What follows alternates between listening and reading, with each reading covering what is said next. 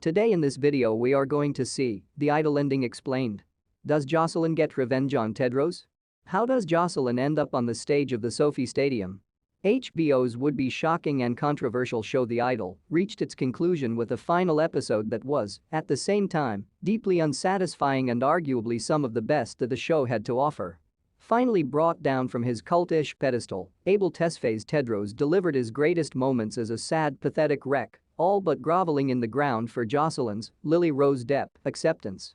Meanwhile, Jocelyn herself finished her tasteless arc as an abused pop star that kind of enjoys being abused with some semblance of vindication, emphasis on the word semblance. Titled Jocelyn Forever, The Idol's finale had its female lead finally get rid of the toxic influence of the rat-tailed cult leader that slithered his way into her life. And then it had her bring him back in, albeit with a dubiously empowering twist. How exactly did this happen? And what does Jocelyn's final acceptance of Tedros mean?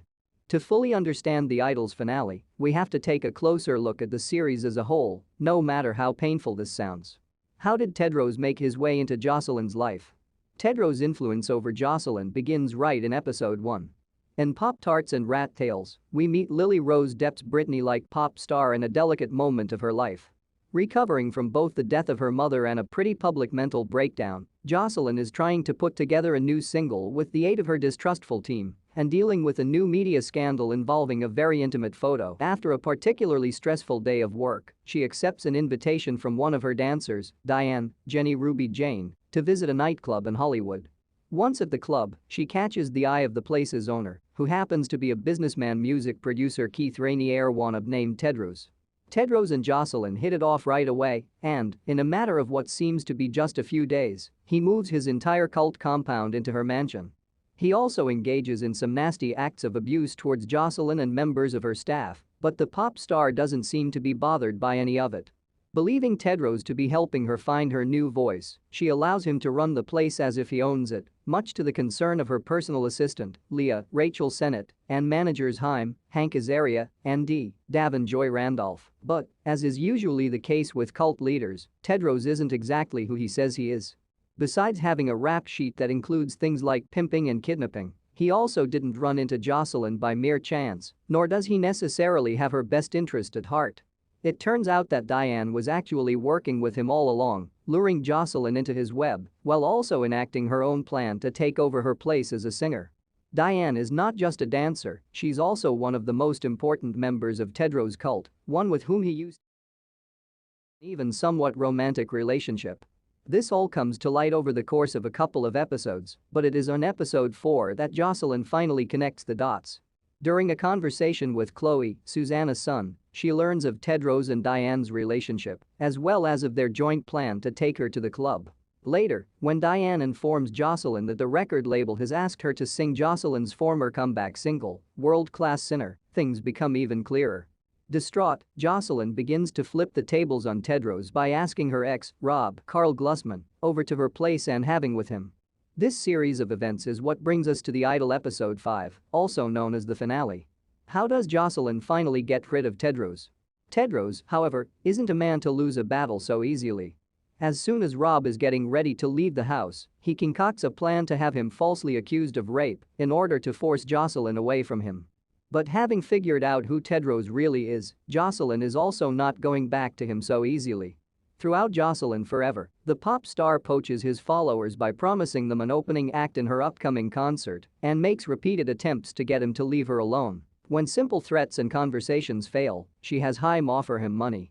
When that fails as well, Haim simply has Tedros dragged out of the mansion. Later on, he calls in a favor with Talia, Hari Neff, the Vanity Fair journalist that appears in episodes 1 and 2, doing a profile of Jocelyn. 6 weeks go by, and we learn that, instead of the Jocelyn piece, Talia ran an expose on Tedros that cost him his entire life. Alongside Jocelyn's tour manager, Finkelstein, Eli Roth, and label representative Nikki, Jane Addams, Haim celebrates taking everything from the man we learn is actually called Mauricio Jackson. It's a bittersweet scene. While we can certainly cheer with him that Jocelyn is now free of Tedros' control, there is also cause for concern, as she is now once again taking orders from industry execs. She's still not a free woman. But things are about to get even more complicated. How does Tedros come back into Jocelyn's life? While Haim, Nikki, and Finkelstein cheer and toast one another inside the stadium in which Jocelyn is set to perform the first concert of her new tour, Tedros is at the ticket office, retrieving a VIP pass addressed to Mauricio Jackson. The name in the envelope completely divests him of the power he had as a cult leader. He's not his made-up godlike persona anymore, he's merely a regular man. As he enters the stadium, a series of exchanges with Jocelyn's security guards and with Dee remind him once again that he has no power anymore. But it is only when finally meets Jocelyn that we fully realize how the mighty have fallen. Inside Jocelyn's dressing room, Tedros or, rather, Mauricio picks up the hairbrush that Jocelyn claimed her mother used to beat her with. The same hairbrush that he himself used to beat Jocelyn in episode 3. He realizes that it isn't old, but, in fact, brand new. Jocelyn has manipulated him into believing that she was an abused woman in need of saving. More than that, she manipulated him into believing that she craved that abuse to some extent, precisely because she does crave it. After all, as the idol made sure to tell us over and over again, it is only under those abusive circumstances that Jocelyn can create. It is only through extreme suffering that she can reinvent herself enough to be deserving of a comeback tour.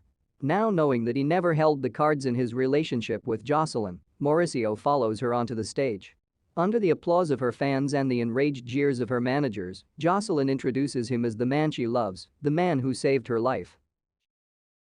Reminding him that she's the true alpha, tells him to go wait in the shadows. Mauricio obeys, having come as close as he ever will be to the limelight. As he retreats, Jocelyn's fans cry out her name, reminding us who the true idol is. The idol finishes on an odd note, partly telling us that its victimized protagonist was never a victim, but an accomplice in her own abuse. But at least it gives us the taste of seeing Tedros reduced to the nothing that he is, reduced to Mauricio waiting in the dark. If you like our video, then don't forget to like, share and subscribe our channel. Thank you for watching.